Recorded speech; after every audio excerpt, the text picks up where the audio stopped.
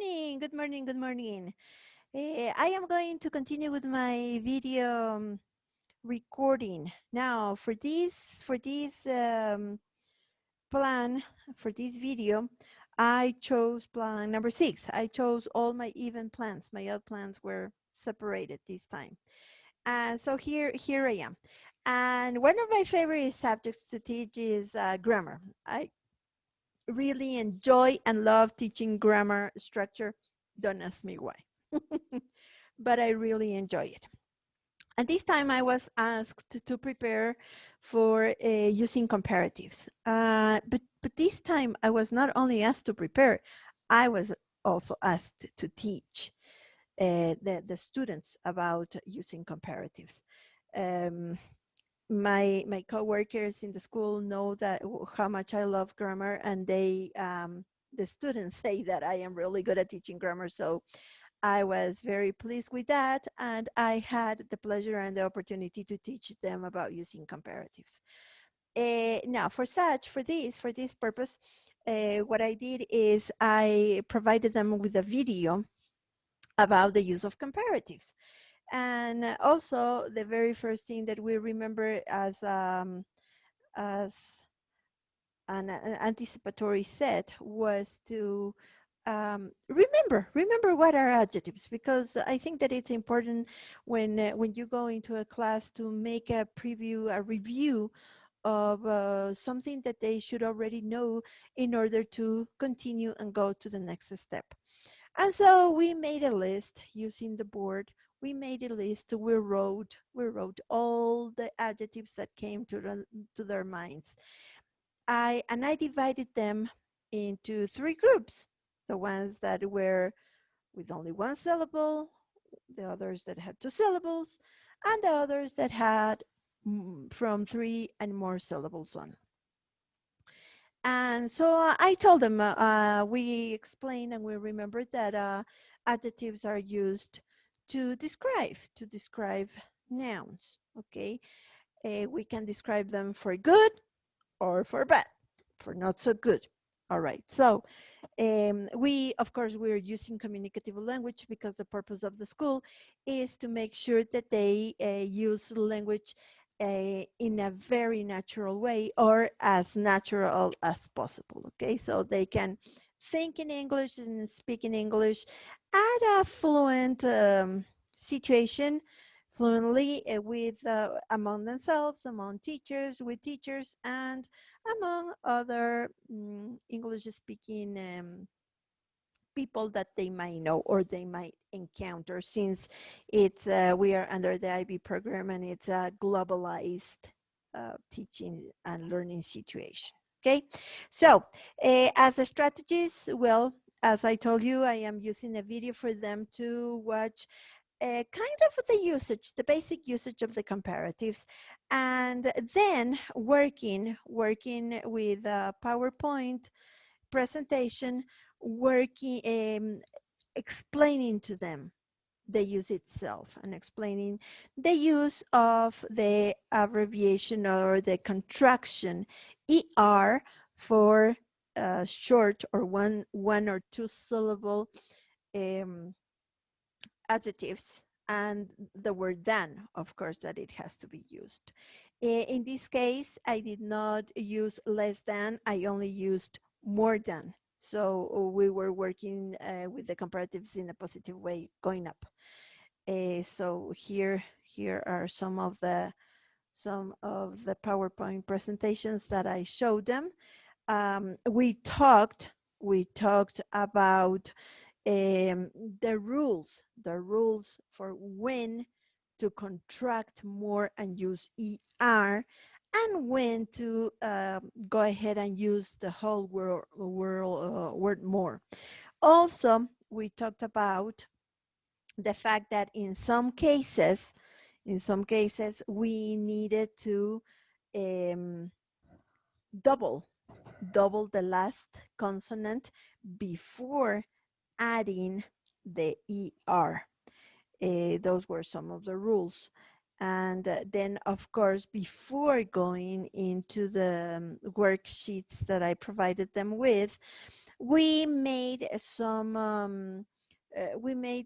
examples. We worked on the board with the different adjectives that they had. I gave them the remote control from the board, from the screen, for them to put either ER or more than to complete that activity, just to make sure that they understood when to add the contracted more as ER and when to add more. Okay.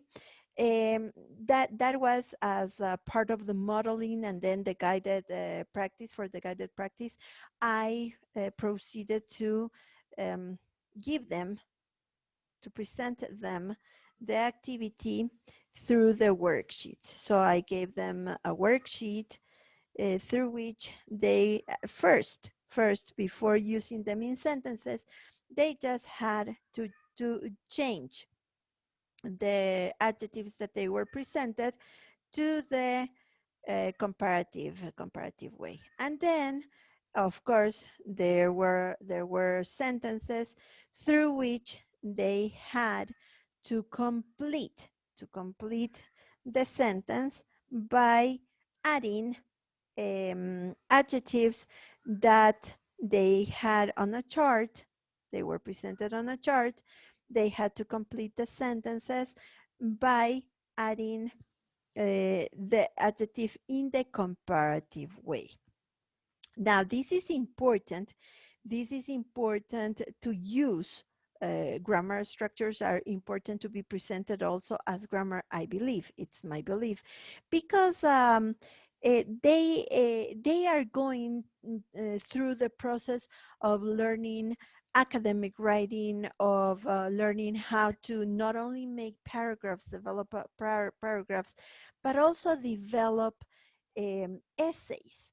And in the essays, they are different styles that they will be using, they will need to use.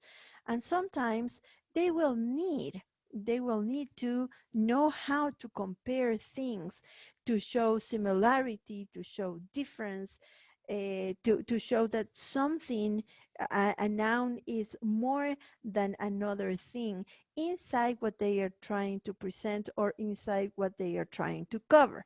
So that is why I try to make the grammar teaching lessons as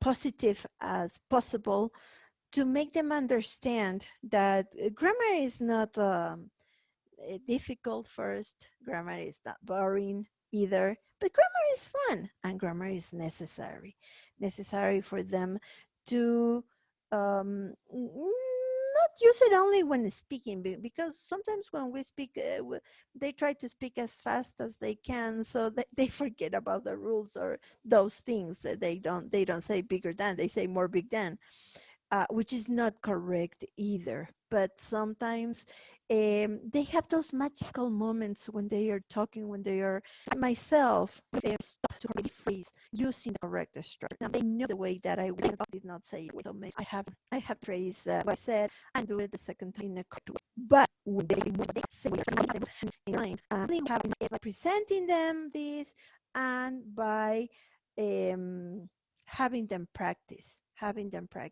So they practice orally, they practice in a written way, they they give their opinions, they start using it. Sometimes they even joke about it with their friends. Oh, so I am taller than you are. I am more handsome than you, for the boys. They start joking around, and what I like best is that they start using the language. So that is why in the methodology I always include the communicative language teaching, because the purpose of all the teachings should not only be to fill out a notebook or to lecture all the time, but for them to have a different experience in communication, and to add to that experience, to add different tools that we as teachers provide them. In this case, um, the learning of the comparatives. And as you can see here, the four TEFL objectives are fully covered because they listen. They can listen not only to me, because sometimes it's boring to just listen to me, but to listen to some nice videos that I pick for them, with different pronunciations, with different accents. And then they can use the speaking objective by telling what they think about it, by paraphrasing what they saw, what they listened to, by expressing, maybe making some kids make some examples. They go ahead the presentation or the teaching or the planning, and they start giving examples on their own, just by looking at the video, because they catch really fast. And then of course we read the information that it's on the PowerPoint presentation, and at last they do some writing because they have to produce what they learned. So I am very happy with this plan because I really enjoyed teaching grammar. I guess that is the not the best, but the subject that I most enjoy. And that was the end of this video presentation, and I hope you enjoy it, and I'll see you in the next presentation. Bye.